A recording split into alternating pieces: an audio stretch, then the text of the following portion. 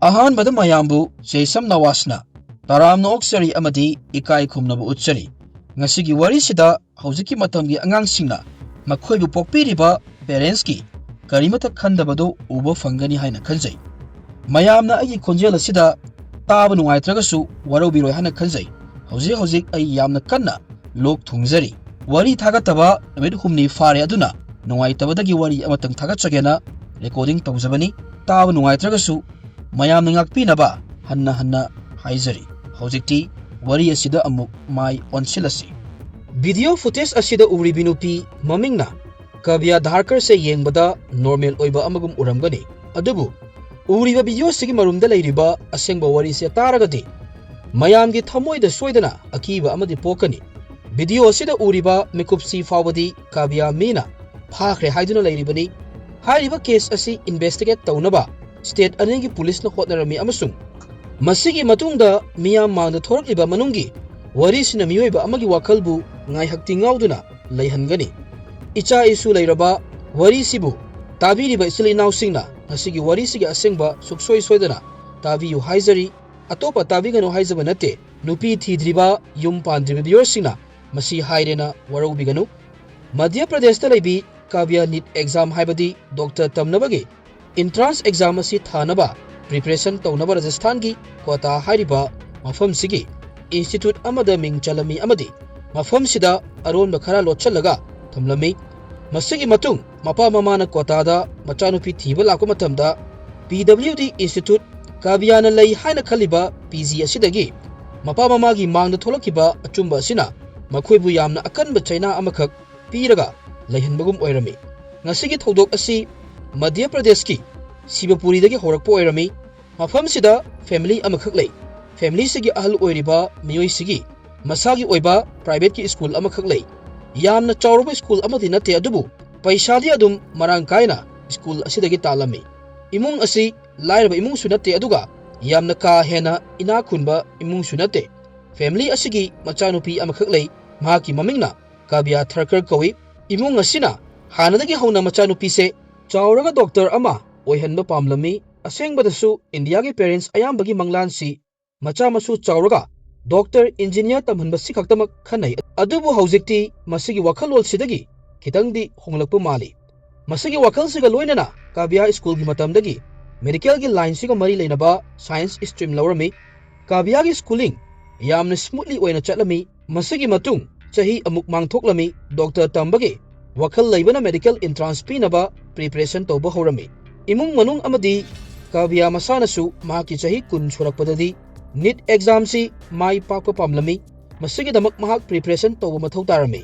ꯃꯃꯥ ꯃꯄꯥꯅꯁꯨ ꯃꯆꯥꯅꯨꯄꯤꯒꯤ ꯑꯅꯤꯡꯕ ꯑꯄꯥꯝꯕꯁꯤ ꯊꯨꯡꯍꯟꯅꯕ ꯏꯟꯗꯣꯔꯒꯤ medical institute ꯑꯃꯗ ꯃꯤꯡ ꯆꯜꯂꯝꯃꯤ꯫ ꯃꯐꯝ ꯑꯁꯤꯗ ꯒ꯭ꯌꯥꯟ ꯇꯥꯅ ꯃꯦꯗꯤꯀꯦꯜꯒꯤ ꯄ꯭ꯔꯤꯄꯦꯔꯦꯁꯟ ꯇꯧꯅꯕ ꯑꯃꯗꯤ ꯃꯆꯥꯅꯨꯄꯤ ꯔꯤꯂꯦꯛꯁ ꯑꯣꯏꯅ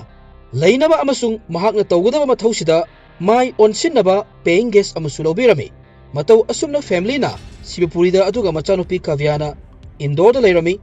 ꯅꯨꯃꯤꯠ ꯈꯔꯅꯤꯗꯤ ꯀꯩꯁꯨ ꯊꯣꯏꯗꯣꯛꯄ ꯄ꯭ꯔꯣꯕ꯭ꯂꯦꯝ ꯏꯁꯨ ꯑꯃꯠꯇ ꯂꯩꯔꯝꯗꯦ꯫ ꯃꯁꯤꯒꯤ ꯃꯇꯨꯡ ꯃꯄꯥ ꯃꯃꯥꯅ ꯃꯆꯥꯅꯨꯄꯤ ꯀꯥꯕ꯭ꯌꯗ ꯅꯨꯄꯥ ꯈꯔꯅ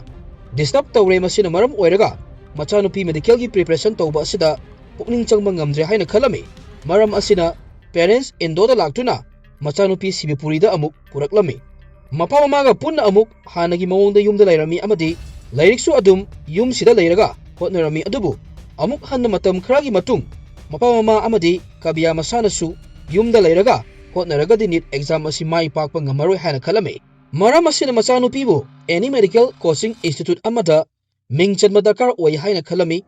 ꯀꯔꯝꯕ ꯃꯐꯝꯗ ꯃꯤꯡ ꯆꯟꯁꯤꯒꯦ ꯍꯥꯏꯅ ꯊꯤꯔꯛꯄꯗ ꯃꯃꯤꯡ ꯂꯩꯔꯕ ꯃꯐꯝ ꯀꯣꯇꯥꯗ ꯌꯧꯔꯛꯂꯝꯃꯤ꯫ ꯃꯐꯝꯁꯤꯗ ꯂꯩꯕ ꯅꯣꯏꯗꯥꯒꯤ ꯀꯣꯆꯤꯡ ꯏꯟꯁꯇꯤꯇ꯭ꯌꯨꯠ ꯕ꯭ꯔꯥꯟꯆ ꯑꯃꯈꯛ ꯐꯪꯂꯝꯃꯤ꯫ ꯃꯃꯤꯡꯅ PWD ꯀꯧꯏ꯫ ꯃꯇꯝꯁꯤ 2023ꯒꯤ ꯑꯥꯒꯁꯠ ꯊꯥꯅꯤ꯫ ꯃꯐꯝꯁꯤꯗ ꯃꯤꯡ ꯆꯜꯂꯅꯤ ꯍꯥꯏꯅ ꯂꯣꯏꯅꯃꯛ ꯂꯣꯏꯁꯤꯜꯂꯝꯃꯤ꯫ ꯆꯠꯂꯒ ꯄꯩꯁꯥ ꯊꯤꯔꯨꯗꯧꯕ ꯈꯛꯇ ꯉꯥꯏꯔꯝꯃꯤ꯫ ꯅꯥꯀꯜ ꯑꯃꯔꯣꯝꯗꯅ ꯀꯥꯕ꯭ꯌꯒꯤ ꯃꯄꯥꯁꯤ ꯊꯕꯛ ꯌꯥꯝꯅ ꯆꯤꯜꯂꯝꯃꯤ꯫ ꯃꯔꯝ ꯑꯁꯤꯅ ꯃꯍꯥꯛꯅ ꯃꯥꯒꯤ ꯂꯣꯏꯅꯕꯤꯗ ꯃꯆꯥꯅꯨꯄꯤꯕꯨ ꯄꯨꯔꯒ ꯑꯦꯗꯃꯤꯁꯟ ꯇꯧꯔꯨꯅꯕ ꯍꯥꯏꯔꯝꯃꯤ꯫ ꯃꯁꯤꯒꯤ ꯃꯇꯨꯡ ꯃꯆꯥꯅꯨꯄꯤꯒꯤꯗꯃꯛ ꯑꯐꯕ ꯂꯩꯐꯝ ꯑꯃ ꯊꯤꯔꯒ ꯂꯩꯍꯜꯂꯝꯃꯨ, ꯑꯗꯨꯒ ꯌꯨꯝꯗ ꯍꯜꯂꯛꯎ ꯍꯥꯏꯅ ꯃꯈꯥ ꯇꯥꯔꯝꯃꯤ꯫ ꯃꯇꯧ ꯑꯁꯨꯝꯅ ꯃꯃꯥ ꯃꯆꯥ ꯃꯙ꯭ꯌ ꯄ꯭ꯔꯗꯦꯁꯇꯒꯤ ꯀꯣꯇꯥꯒꯤꯗꯃꯛ ꯈꯣꯡꯁꯥꯜꯂꯛꯂꯝꯃꯤ ꯑꯃꯗꯤ ꯑꯥꯒꯁꯠꯀꯤ ꯇꯥꯡ 2ꯒꯤ ꯅꯨꯃꯤꯗꯥꯡꯗ ꯀꯣꯇꯥꯗ ꯊꯨꯡꯂꯝꯃꯤ꯫ ꯃꯐꯝꯁꯤꯗ ꯒꯦꯁꯠ ꯍꯥꯎꯁ ꯑꯃ ꯕꯨꯛ ꯇꯧꯔꯝꯃꯤ꯫ Makoi ani su leirami amadi makoina purakpa potchai singsu mafam chana thamami. August 3 gi ayukta PWD Institute laklami machanupi Kavya manungda changkhirami amadi mamana reception da leihorami. Manungda Kavya na tawgadaba pumnamak tawduna mahaki admission institute asida laurami. Chawrakna pung amarongi matung Kavya mapana thoraktuna mamada admission tawrame haina tamlami. Mafam sida nongnida mahaki class horani su hairami. Ming chalabani na hojikti lemhoriba thabak haibubu Kavya gi leinaba afaba mafam ama thibani. Kavya na mamabu puraduna institute asigi manaksida PG yengba laklami. Mafam sidasu Kavya manungda changki mamana mapanda reception da famduna leihorami machanupibu ngairaga leirami. Kavya manungda changduna che chang khara yenglami amadi mafam sida leirani haina firep laurami. Chawrakna pungkhai amagi manungda machanupi amuk hanna mapan thoraktuna mamada PG su confirm oire hairami. Nongmani da darkar leba potchai sing puraga Kavya mafam sida shift tawraklani adubu shift tawrakti fawadi guest house asida mama macha leiba tari. Mama macha animak formalities loinamak loisalamaga guest house asida amuk halaklami mamadi mapanda chatlubagi wabagi masa adu fresh oithoklami.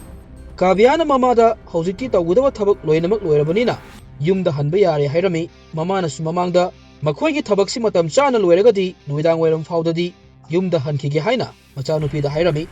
Makhoina haina khiba adumaina matam chana thabak loirabanina maman midang wairamda sibapuri gidamak kota thadoklami. Masigi matungdadi routine amada punsi hingba horami. Kavya gi class horami. Mahakna numit khudingi ayuk amadi midang wairamda mayumda call tawraklami. Masigi su mathakta mahakna magi marupsinga restaurant da chatpa market chatpa shopping toba chatpa amadi park kumbada chatlabusu maru oina mamada adum photo tharaklami. Kavya gi punsi yamna smoothly chatlami. Masigi su mathakta kota da leiriba institute kudimaki rule amakhak leirami. Hairiba rule asigi matung inna institute na parents ki number lawi amadi tha khudingi pangthokpa test ki result mapa mamada thai. Masida su natana any information institute ki maikaidagi piningba leiragadi direct number asida pau fawi. Kavya gi mapa machanupi gi report card tha khudingi fanglami. Machanupi test sing asida mark wangna fangbagi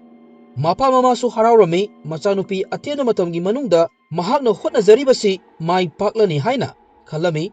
Machanupi NEET ki exam mai pakladuna athubada doctor tamba horani haibagi asa amakhak leirami. Kavya gi routine mamangda haijakriba adumaina chatharaga leirami. Mahana nungtigi anirak mayumda call tawrami. Kavya na mahaki marup kharagi phone number su mapa mamada pirami kaigeno hairagadi kaiguma matamda busy oiba switch off oikiba not reachable oiba natragana kaigumba emergency gi matamda call tawrakpada paikhalaktabada marup singda call tawraknabagini matau asumna tha tareti hokirami. 2024 gi March tha se laklami. Matam se Kavya mayum thatorakpa tha taruk ta farami. Mapa mamana mahakpu ninglami. Maram asina March ki tang 15 da holi gi harau kumai se laklami. Harau kumai ase punna pangthok minaba Kavya mayumda laknaba mapa mamana hairami. Kavya su mayumda lakani hairami. Family su haraurami. Kavya su haraurami. Masigi matung 2024 gi March ki tang 19 se laklami. Numisigi ayukta Kavya magi parents ka wari sanaba matamda class yaunaba mahak institute ta chatli hairami amasung wari ngahak saraga phone thamkhirami. Pung khara haukhirami March 19 2024 numisigi nungdingi pung ahumuk taraklami. Kavya gi mapa gi WhatsApp ta message amakhak laklami. Message asigi warolda yamna sathina kihan khanghanbagi wari amakhak iraklami. Message ki warol asida machanupi Kavya aikhoi gi khutta leiri amadi nachanupibu hingna pamlagadi aikhoida lupa lakh 30 pidawani haina irami. Aikhoina pirakadawriba address sida lakadawni hairami. Kaigumba aikhoina hairibasi thadadagadi photo se yengu haina Kavya gi photo amakhak tharaklami. Photo asida Kavya gi makhom akut pulami. Machin su fi amana mention lami. Kavya da fukhibagi dakfam khara su leibagi mami amakhak urami. Kavya gi mapadi yamna kirami. Ayukta machanupiga wari watai tawkribani. Atena matawi manungsida thodok asi kamaina thokribano khalami. Thin thaba tawdana mahana local police ta pau pirami. Kaigino hairagadi mahaki wakalda paisa piraga machanupi hingna amuk fangdradi haina khalami. Maram asina police ta pau piraga thodok sigi matangda ningthina investigate tawhanbana hena fai haina khalami. Maraksida Kavya gi mapana mahakna khangna chanaba politician singi mateng lawrami makhoi gi matengna yamna thuna paw asi Rajasthan gi makok thongba lengak ki luchingba amadi official singi nakong yaroklami case asi high profile case ama oina lawrami awangbo official dagi Kota police ta call toroktuna wari pumnamak tamlami nakal amromdana kabyagi mapa local police ta complaint ama iramlaba matung magi loinabi puduna kota gi damak laklami Kota police station yoklaba matungda amuka case ama amuk file tawrami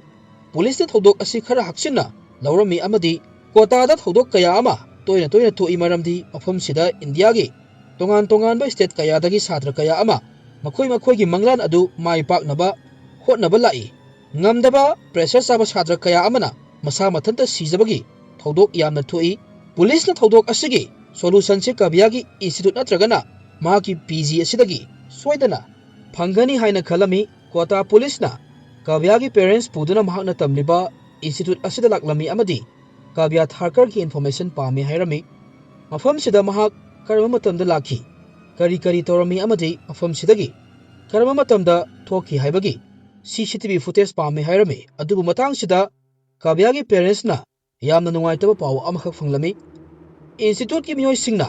class ki register footage check torami check toba loiraga institute asina aikhoi gi sida kabya tharkar kobi satridi amata yaude haireklami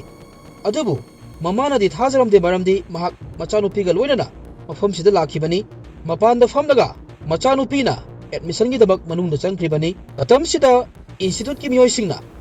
admission tawkhibagi receipt kumba yawrakpra hanglami matam sida mamana yaude hairami makhatana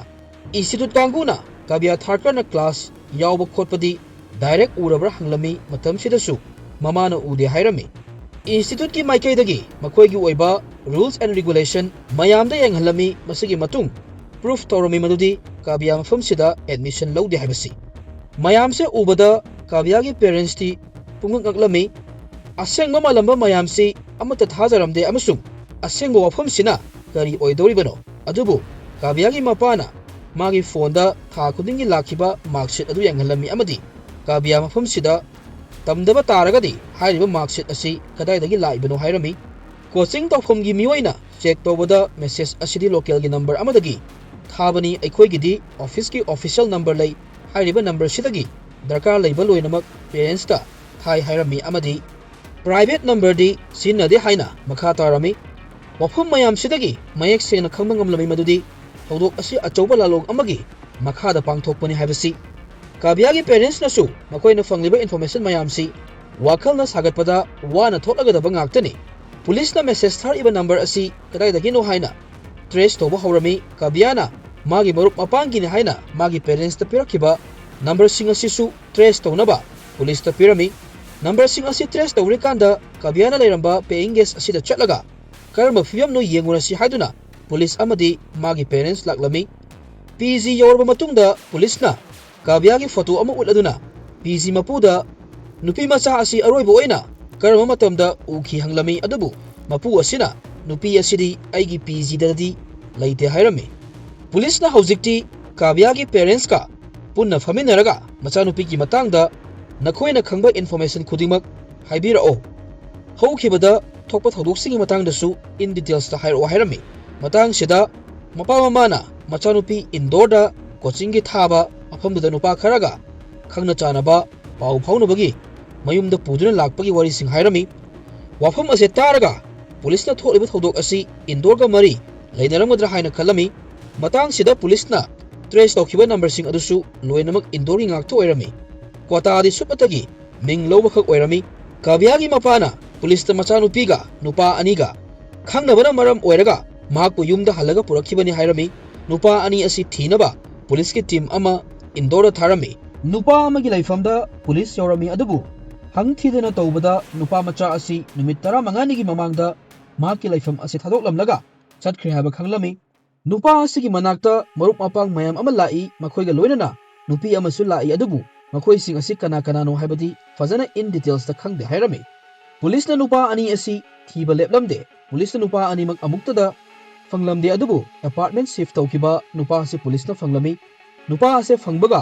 wahang pa hongkhara tawba haurami ihan hanba oina police na nangni apartment shift tawribasi karigano hanglami matamsida नुपासिना खरा अहोंग ममलदा apartment अमा फंगबगिन हायरमी अदुबु पुलिसने apartment अनिगी ममलसी हंगदोकलुबदा अनौबसिना हेना ममल हेलगा Laramie मसिदगी पुलिसना चिंगनबा अमुक हेलमी पुलिसना मखाताना वहंग पहंग तौबदा नुपासिना वफम खरदी याजरमी अदुबु हौजिकसु मपुंग फाना accept तौरमदे वफम अमखक्ति मयक सेंगलमी मदुदी काव्यागी kidnapping की मतंगसी मसा मथंतना plan तौजबनी हाइबसी पुलिसना Kavya अमदी अतोप नुपासे यामना कन्न थिरमी मखोय अनी से यामना close ओइनै हाइबसु खंगलमी इराय लाइना पुलिसना मखोय अनीबु फंगलमदे कइगिनो हारगदि मखोयगी लोकेशन सी तोयना तोयना जयपुर अमदी इंदौर की मरकसिदा होंगदुना लेरमी मखोय अनी थीनबा होटनबदा पुलिस को ngawrami mayamsigi matungda April gi tang amada काव्यागी मपागी फोनदा मेसेज अमखक लाक्लमी मेसेज असि काव्यागी मरुपकी फोनदगी थारकपनी अदुबु थारकलिबा मियोय असिदी काव्या ओइदौरिनी मेसेज की वारोलदी हौजिकति लोइनमक खंखरे आइगी पुनसिदी मांगलबनी एकोय अनीना अरानबा कया अमा तौखरे मरमसिना हौजिकति आई इसाने इसागी थवाई लौजरनी हायरमी मेसेज असिना काव्यागी मपाबु अमुक हेना किहलमी मेसेज असि अमुक मपाना पुलिसता उहलमी पुलिसता नंबर असि अमुक ट्रेस तौरमी मफम असि इंदौरगी खरा मनुंग हंजनबा मफम अमगी अपिकपे अपार्टमेंट अमगी ओइरमी पुलिस यामना थुना मफम सिदा लाक्लमी अमदी यवरकपगा थोंग असे थिलमी थोंग हांदोरकलमी लाइबक फबदगी युम मनुंगदा काव्या लेरमी काव्यागा लोइनना अतोप नुपा ममिंगना हर्षित छु लेरमी मखोय अनिमक पुलिस स्टेशन दा पुरकलमी वहंग पहंग तौबदा केस असगी अकुप डिटेल्स थोरकलमी काव्याना हायरमी मदुदी थोकलिबा थौदोक असि मांगजौनना प्लान तौरगनी कइगिनो हायगदी महाकना खंगलमी मदुदी नीट की एग्जाम महाकना कइदौनुंगदा माइ पाकवे हायबसी महाकना एग्जाम थानबा प्रिपरेशन तौरिबसी सुपतगी मागी पेरेंट्स नुवाइनबनी हायरमी माइ पा अरोय खंगबगी महाकना प्लान असि मांगजौनना तौखिबनी प्लानिंग असिगी मतुंग इना ममागा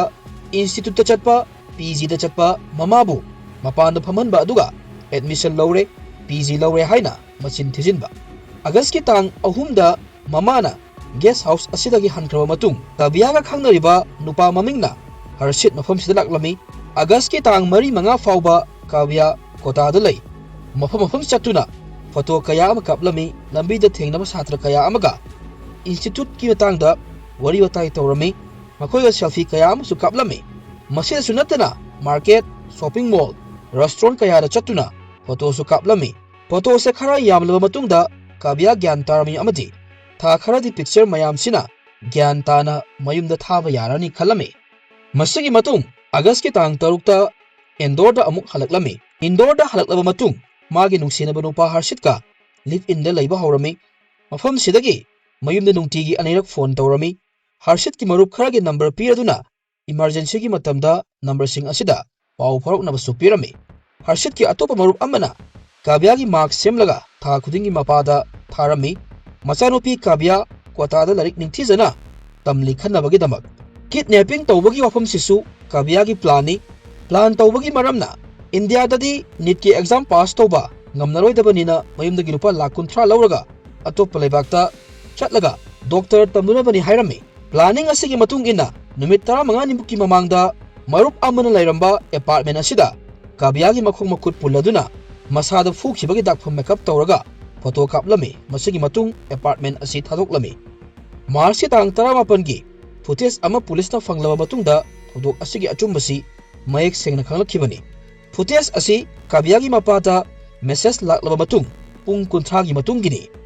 footage asida apartment amadagi kabya gyan tana thorpu urami amadi market to koibesu urami footage asida kabya gyan tana chappu ui mak pu kidnap to wi habasi aran bani khanglami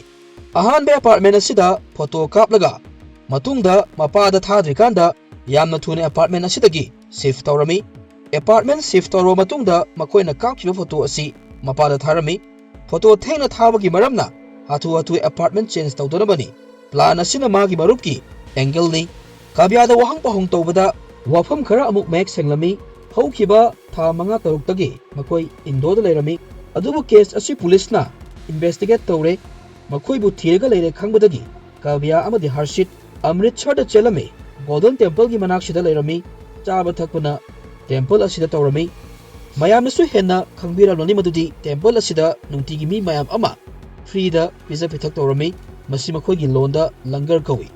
leibasu adum free da leirami ꯃꯈꯣꯏ ꯑꯅꯤꯒꯤ ꯃꯐꯝꯗ ꯄꯩꯁꯥ ꯑꯃꯠꯇ ꯂꯩꯔꯛꯇ꯭ꯔꯕ ꯃꯇꯨꯡꯁꯤꯗ ꯎꯄꯥꯏ ꯂꯩꯔꯛꯇꯕꯗꯒꯤ ꯀꯥꯕ꯭ꯌꯥ ꯃꯥꯒꯤ ꯃꯔꯨꯞ ꯑꯃ ꯄꯥꯎ ꯐꯥꯎꯔꯒ ꯏꯟꯗꯣꯔꯒꯤ ꯈꯔ ꯍꯥꯏꯊꯕ ꯃꯐꯝ ꯑꯃꯗ ꯔꯨꯝ ꯑꯃ ꯂꯧꯍꯜꯂꯝꯃꯤ ꯑꯗꯨꯕꯨ ꯀꯦꯁ ꯑꯁꯤ ꯃꯈꯣꯏꯅ ꯈꯜꯂꯨꯔꯤꯕ ꯑꯁꯤꯒꯤ ꯋꯥꯡꯃꯗ ꯆꯠꯈꯤꯕꯅ ꯀꯥꯕ꯭ꯌꯥ ꯃꯍꯥꯛꯅ ꯇꯧꯔꯤꯕꯁꯤ ꯂꯥꯜꯂꯦ ꯈꯪꯂꯛꯂꯝꯃꯤ ꯃꯔꯝ ꯑꯁꯤꯅ ꯃꯄꯥꯗ ꯑꯃꯨꯛ ꯍꯟꯅ ꯃꯦꯁꯦꯖ ꯑꯃ ꯊꯥꯔꯛꯈꯤꯕꯅꯤ ꯀꯥꯕ꯭ꯌꯥꯅ ꯋꯥꯐꯝ ꯑꯃꯁꯨ ꯍꯥꯏꯔꯝꯃꯤ ꯃꯗꯨꯗꯤ ꯃꯄꯥꯅ ꯏꯀꯨꯏ ꯀꯨꯏꯗ꯭ꯔꯤꯀꯥꯟꯗ ꯂꯝ ꯑꯃ ꯌꯣꯜꯂꯤ ꯃꯄꯥꯅ ꯃꯍꯥꯛꯄꯨ ꯌꯥꯝꯅ ꯅꯨꯡꯁꯤ ꯀꯩꯒꯨꯝꯕ ꯃꯍꯥꯛꯁꯤ ꯀꯤꯗꯅꯦꯞ ꯇꯧꯔꯦ ꯍꯥꯏꯔꯕꯗꯤ ꯃꯈꯣꯏꯅ ꯗꯤꯃꯥꯟ ꯇꯧꯔꯤꯕ ꯄꯩꯁꯥꯁꯤ ꯃꯄꯥꯅ ꯂꯥꯏꯅ ꯄꯤꯕ ꯉꯝꯒꯅꯤ ꯈꯜꯂꯝꯃꯤ ꯃꯇꯨꯡ ꯇꯥꯔꯛꯄꯗ ꯃꯍꯥꯛꯅ ꯅꯤꯠ ꯑꯦꯛꯖꯥꯝ ꯄꯥꯁ ꯇꯧꯗ꯭ꯔꯕꯁꯨ ꯑꯉꯥꯡ ꯑꯁꯤ ꯀꯤꯗꯅꯦꯞ ꯇꯧꯔꯨꯕꯒꯤ ꯋꯥꯈꯜ ꯂꯩꯅꯥ ꯅꯥꯕꯅ ꯐꯥꯎꯕ ꯉꯝꯗ꯭ꯔꯤꯕꯅꯤ ꯈꯟꯅꯈꯤꯅꯤ ꯑꯃꯁꯨꯡ ꯗꯤꯃꯥꯟ ꯇꯧꯕꯗꯒꯤ ꯐꯪꯂꯛꯄ ꯄꯩꯁꯥꯁꯤꯅ ꯒ꯭ꯌꯥꯟ ꯇꯥꯅ ꯍꯔꯁꯤꯠꯀ ꯂꯩꯃꯤꯟꯅꯕꯁꯨ ꯌꯥꯔꯦ ꯈꯜꯂꯝꯃꯤ ꯃꯌꯥꯝꯁꯨ ꯑꯃꯨꯛꯇꯪ ꯈꯟꯊꯕꯤꯌꯨ ꯃꯗꯨꯗꯤ ꯍꯧꯖꯤꯛ ꯃꯇꯝꯒꯤ ꯏꯟꯈꯠꯂꯛꯂꯤꯕ ꯑꯉꯥꯡꯁꯤꯡ ꯑꯁꯤꯒꯤ ꯋꯥꯈꯜꯁꯤ ꯆꯍꯤ 10 ꯈꯛ ꯁꯨꯔꯤꯕ ꯅꯨꯄꯤ ꯃꯆꯥ ꯑꯃꯅ ꯃꯄꯥ ꯃꯃꯥꯒꯤ ꯃꯥꯌꯣꯛꯇꯅꯤ ꯃꯍꯥꯛꯅ ꯄ꯭ꯂꯥꯟ ꯇꯧꯈ꯭ꯔꯤꯕꯁꯤ ꯀꯥꯕ꯭ꯌꯥ ꯐꯪꯗꯕ ꯃꯇꯝ ꯅꯨꯃꯤꯠ ꯈꯔꯅꯤꯗꯨ ꯃꯄꯥ ꯃꯃꯥꯒꯤ ꯋꯥꯈꯜꯗ ꯀꯔꯤ ꯐꯥꯎꯔꯝꯒꯅꯤ ꯃꯃꯥ ꯃꯄꯥꯒꯤ ꯋꯥꯈꯜꯗꯗꯤ ꯃꯆꯥꯅꯨꯄꯤ ꯀꯥꯕ꯭ꯌꯥ ꯑꯋꯥꯐꯝꯗ ꯇꯥꯔꯦ ꯈꯜꯂꯤꯕꯅꯤ ꯅꯥꯀꯜ ꯑꯃꯔꯣꯝꯗꯅ ꯀꯥꯕ꯭ꯌꯥꯒꯤ ꯄꯦꯔꯦꯟꯁꯀꯤꯁꯨ ꯑꯁꯣꯏꯕ ꯈꯔꯗꯤ ꯂꯩꯇꯕ ꯅꯠꯇꯦ ꯍꯥꯏꯖꯅꯤꯡꯉꯤ ꯃꯆꯥ ꯑꯣꯏꯕꯁꯤꯡꯗ ꯄꯦꯔꯦꯟꯁꯅ ꯁꯤ ꯑꯃ ꯑꯣꯏꯗꯕ ꯌꯥꯗꯦ ꯍꯥꯏꯅ ꯄ꯭ꯔꯦꯁꯔ ꯄꯤꯕꯤꯔꯣꯏꯗꯕꯅꯤ ꯄ꯭ꯔꯦꯁꯔ ꯄꯤꯗ꯭ꯔꯦ ꯍꯥꯏꯗꯨꯅ ꯃꯆꯥꯅ ꯍꯤꯡꯅꯤꯡꯂꯤꯕ ꯃꯑꯣꯡꯗ ꯍꯦꯛꯇ ꯍꯤꯡꯍꯟꯕ ꯍꯥꯏꯕꯁꯨ ꯌꯥꯕ ꯅꯠꯇꯦ ꯄꯨꯟꯅ ꯐꯝꯃꯤꯟꯅꯔꯒ ꯇꯧꯕ ꯌꯥꯕꯅ ꯀꯔꯤ ꯇꯧꯕ ꯌꯥꯗꯕꯅ ꯀꯔꯤꯅꯣ ꯍꯥꯏꯕꯗꯨ ꯐꯖꯅ ꯇꯥꯟꯅꯔꯒ ꯃꯆꯥꯒꯤ ꯂꯩꯔꯤꯕ ꯄꯣꯇꯦꯟꯁꯤꯌꯦꯜꯁꯨ ꯌꯦꯡꯂꯒ ꯃꯍꯩ ꯃꯁꯤꯡ ꯇꯝꯕꯗ ꯃꯈꯥ ꯇꯥꯍꯟꯒꯗꯕꯅꯤ ꯋꯥꯔꯤ ꯇꯥꯕꯤꯔꯤꯕꯁꯤꯡꯅ ꯀꯔꯤ ꯈꯜꯂꯤ ꯍꯥꯏꯕꯗꯨꯁꯨ ꯀꯃꯦꯟ ꯁꯦꯛꯁꯟꯗ ꯊꯝꯕꯤꯔꯝꯃꯨ ꯃꯁꯤ ꯍꯥꯏꯔꯒ ꯉꯁꯤꯒꯤꯗꯤ ꯃꯇꯥꯡ ꯑꯁꯤꯗ ꯋꯥꯔꯤ ꯑꯁꯤ ꯂꯣꯏꯁꯤꯟꯖꯔꯒꯦ ꯊꯦꯡꯛ ꯌꯨ ꯑꯦꯚ꯭ꯔꯤꯋꯥꯟ